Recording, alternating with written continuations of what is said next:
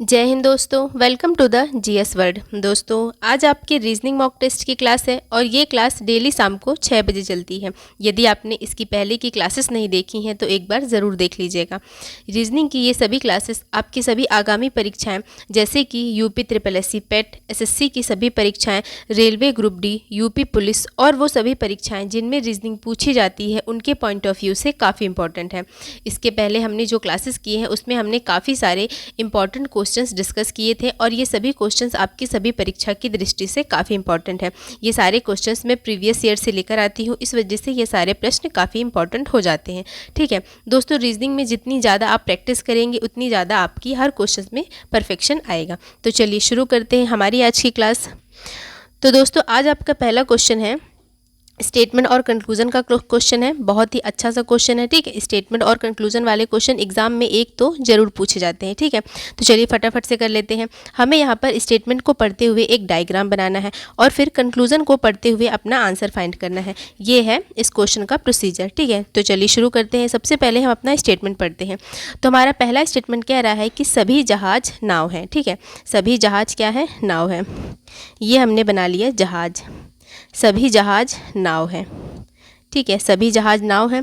दूसरा स्टेटमेंट क्या रहा है कि सभी लंगर जहाज है। ठीक है, तो सभी लंगर क्या हुए? जहाज हो गए। यहाँ पे लंगरों को इंडिकेट किया जा रहा है। तो हम एक दूसरा डायग्राम बना लेते हैं। दूसरा स्टेटमेंट क्या रहा है कि सभी लंगर जहाज हैं। ठीक है, सभी लंगर क्या है? जहाज है। सभी लंगर जहाज हैं। और पहला स्टेटमेंट कह रहा है कि सभी जहाज नाव हैं। ठीक है, तो ये हो गया सभी जहाज नाव। ये हमने डायग्राम कंप्लीट बना के तैयार कर लिया। अब हम अपना कंक्लूजन पढ़ेंगे और अपना आंसर फाइंड करेंगे। तो पहला निष्कर्ष कह रहा है कि सभी लंगर जहाज हैं। तो क्या सभी लंगर जहाज हैं? बिल्कुल सही, हमारा पहला कंक्लूजन बिल्कुल सही। दूसरा कंक्लूजन कह रहा है कि कुछ जहाज लंगर है। देखिए, यहाँ पर है जहाज, यहाँ पर है लंगर, और कंक्लूजन ये कह रहा है कि कुछ जहाज लंगर हैं। तो ये भी सही हो जाएगा। ठीक है, कुछ में हम बैक जा सकते हैं। कहने का मतलब है कि यहाँ पर स्टेटमेंट के हिसाब से क्या दिया गया था कि सभी लंगर जहाज है, और यहाँ पे कंक्लूजन ये कह रहा है कि कुछ जहाज लंगर हैं। तो हम इसे सही कर सकते हैं। लेकिन अगर यहाँ पे कंक्लूजन ये होता कि सभी जहाज लंगर हैं तो हम इसे गलत मानते। लेकिन यहाँ पे कुछ का प्रयोग किया गया है कि कुछ जहाज लंगर हैं, तो ये सही माना जाएगा। तीसरा निष्कर्ष कह रहा है कि कोई लंगर नाव नहीं है। ठीक है, कोई लंगर नाव नहीं है। ये तो बिल्कुल गलत हो गया, क्योंकि यहाँ पे साफ साफ पता चल रहा है कि सभी लंगर नाव है। ठीक है, चौथा कंक्लूजन कह रहा है कि कुछ नावें लंगर हैं। कुछ नावें लंगर है। ये देखिए, यहाँ पे फिर कुछ का प्रयोग किया गया है। तो जिस तरीके से सभी लंगर नाव है, उस तरीके से कुछ नावें भी लंगर होंगी। ठीक है, कुछ में हम ये सही टिक कर सकते हैं। अगर यहाँ पे ये निष्कर्ष दिया होता कि सभी नावें लंगर हैं तो हम यहाँ पे गलत करते। लेकिन यहाँ पे लिखा है कि कुछ नावें लंगर हैं, तो इसे हम सही टिक करेंगे। तो इस हिसाब से हमारा कौन कौन से निष्कर्ष सही? हमारे 1, 2 और 4 जो कि दिए गए हैं ऑप्शन नंबर सी में। Option number C is correct. चलिए आगे बढ़ते हैं। उम्मीद है आपको क्वेश्चन का कॉन्सेप्ट क्लियर हुआ होगा। चलिए आगे बढ़ते हैं। अब हमारा अगला क्वेश्चन, यदि किताब को कलम कहा जाता है, कलम को गेहूं, गेहूं को कुर्सी, कुर्सी को कप और कप को पुस्तक, तो खाने के लिए इनमें से किसका प्रयोग किया जाएगा?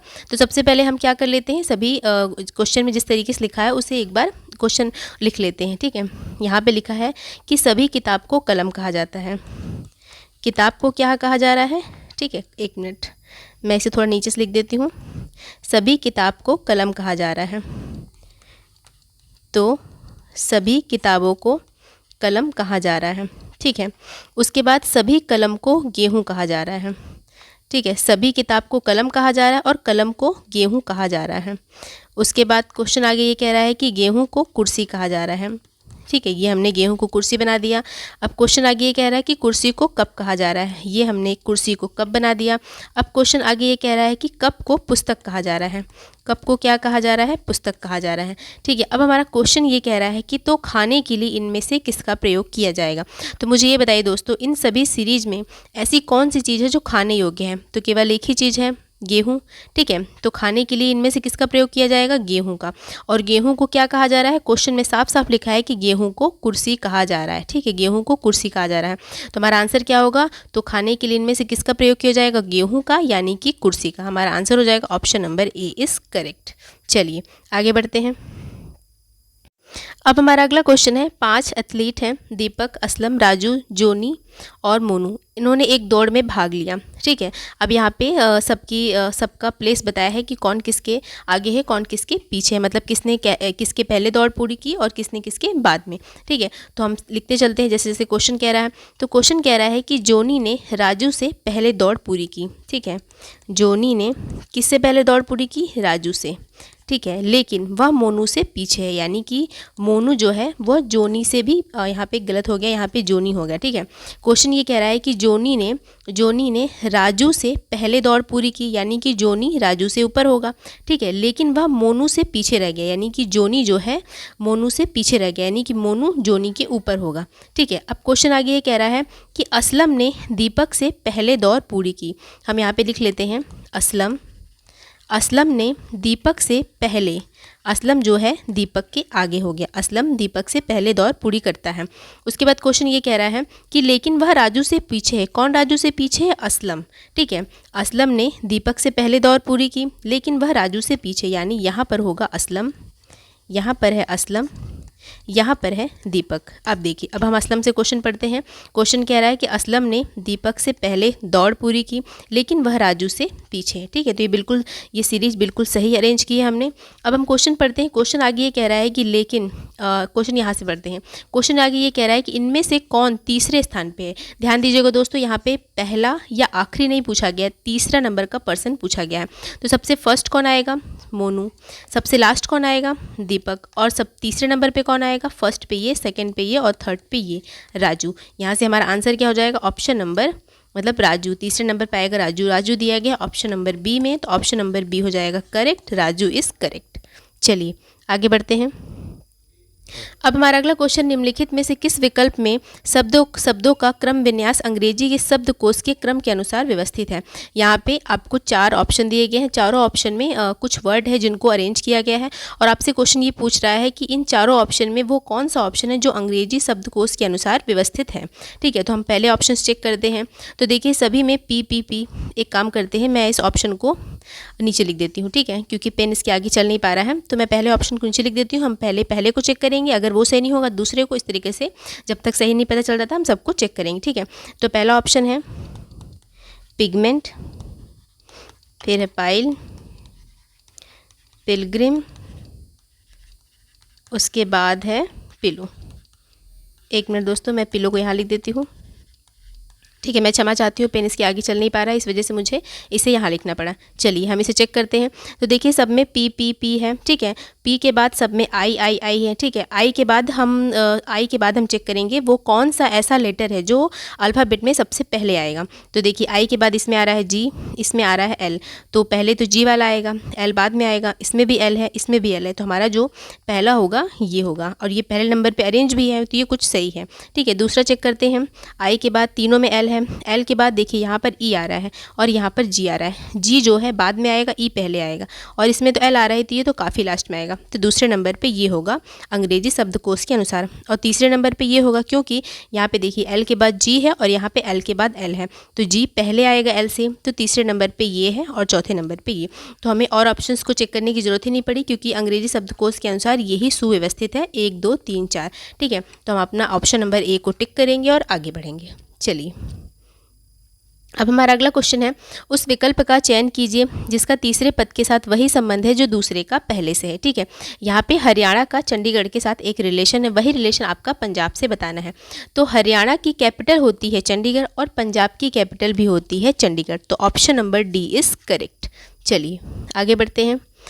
अब हमारा अगला क्वेश्चन है ब्लड रिलेशन का, बहुत ही अच्छा सा क्वेश्चन है। चलिए फटाफट से इसको सॉल्व करते हैं। क्वेश्चन ये कह रहा है कि एक तस्वीर की ओर इशारा करते हुए राम ने कहा, ठीक है, मान लेते हैं ये तस्वीर है, इस तस्वीर की ओर इशारा करते हुए राम कहता है कि इस व्यक्ति की भाई, यानी तस्वीर में कोई व्यक्ति होगा। ठीक है, एक तस्वीर की ओर इशारा करते हुए राम ने कहा कि इस व्यक्ति के भाई, यानी तस्वीर में कोई व्यक्ति होगा।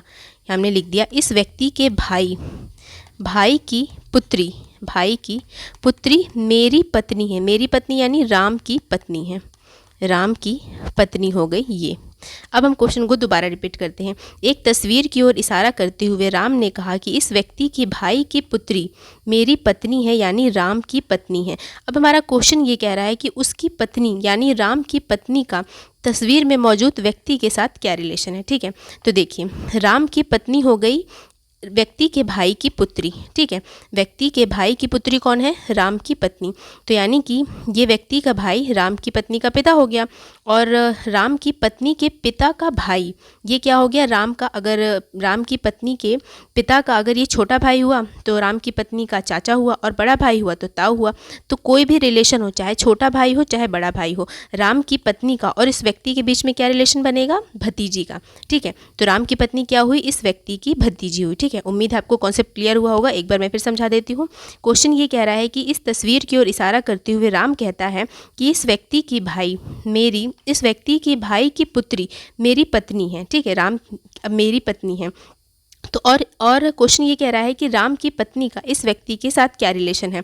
तो देखिए इस व्यक्ति का भाई हो गया राम की पत्नी का पिता, तो राम की पत्नी के पिता का भाई राम की पत्नी का क्या हुआ? चाचा या ताऊ। तो उस हिसाब से राम की पत्नी हो गई इस व्यक्ति की भतीजी। तो हमारा आंसर क्या हो जाएगा? Option number B is correct. चलिए आगे बढ़ते हैं। अब हमारा अगला क्वेश्चन है, दिए गए पैटर्न का ध्यानपूर्वक अध्ययन कीजिए और दिए गए विकल्पों में उस संख्या का चयन करिए जो इसमें प्रश्न चिन्ह को स्थापित करेगा। ठीक है, ये देखिए यहाँ पे आपको पैटर्न वाले क्वेश्चन आ गए। बहुत ही ईजी क्वेश्चन है दोस्तों, देख के लगता है कि बहुत ही टफ है, कैसे निकलेगा, पर ऐसी बात नहीं, बहुत ईजी है। आप एक बार सरसरी निगाहों से देखेंगे बहुत जल्दी इसका आंसर आ जाएगा। ठीक है, सबसे पहले मैं इस पैटर्न को नीचे बना लेती हूँ। ऊपर पेन आधे स्क्रीन के बाद पेन चल नहीं पा रहा है, इस वजह से मुझे इसे नीचे बनाना पड़ रहा है। तो हम फटाफट से इसे नीचे बना लेते हैं। ठीक है, ये देखिए यहाँ पे लिखा है 2 1 1 1 1, यहाँ पे लिखा है 8 3 10 9 और ये क्वेश्चन मार्क।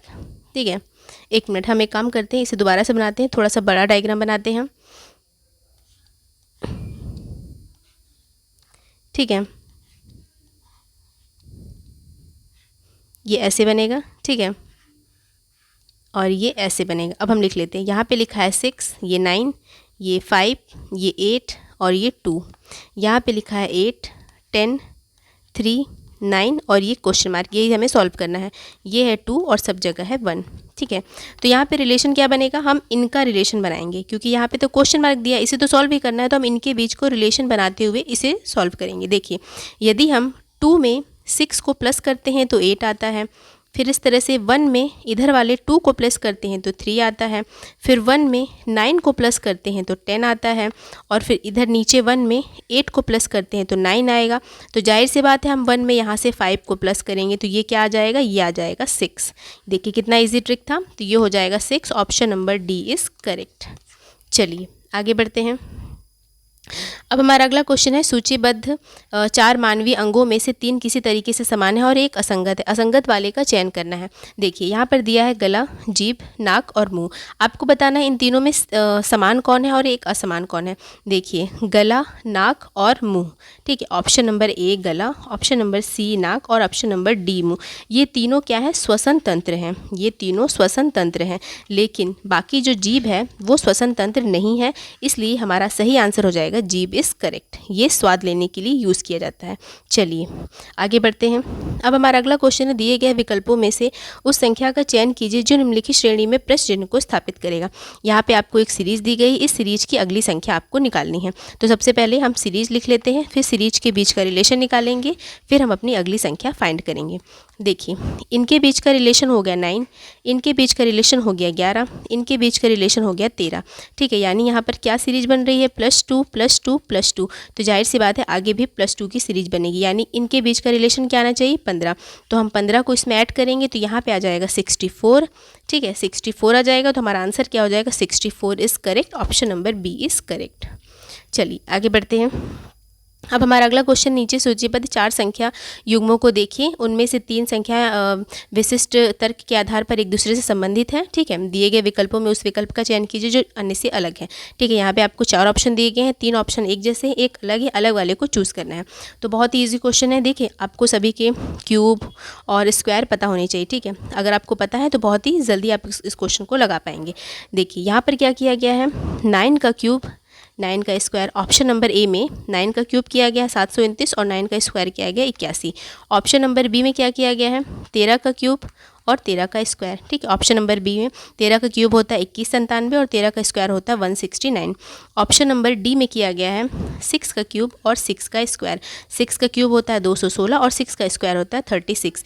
पर ऑप्शन नंबर सी अलग है। कैसे? क्योंकि 1331 होता है 11 का क्यूब, लेकिन 144 होता है 12 का स्क्वायर। यानी यहाँ पर जब यहाँ पे 11 का क्यूब है तो यहाँ पे 11 का ही स्क्वायर होना चाहिए, यानी यहाँ पे 121 होना चाहिए, लेकिन यहाँ पे 144 दिया है, तो इस हिसाब से हमारा अलग ऑप्शन हो गया। Option number C is correct. ठीक है, चलिए तो दोस्तों ये थी आज की आपकी रीजनिंग की मॉक टेस्ट की क्लास। उम्मीद है आपको आज की क्लास पसंद आई होगी। यदि मेरा वीडियो अच्छा लगा तो लाइक करिए, सब्सक्राइब करिए, बने रहिए हमारे चैनल के साथ। मिलते हैं अगली क्लास में। धन्यवाद दोस्तों।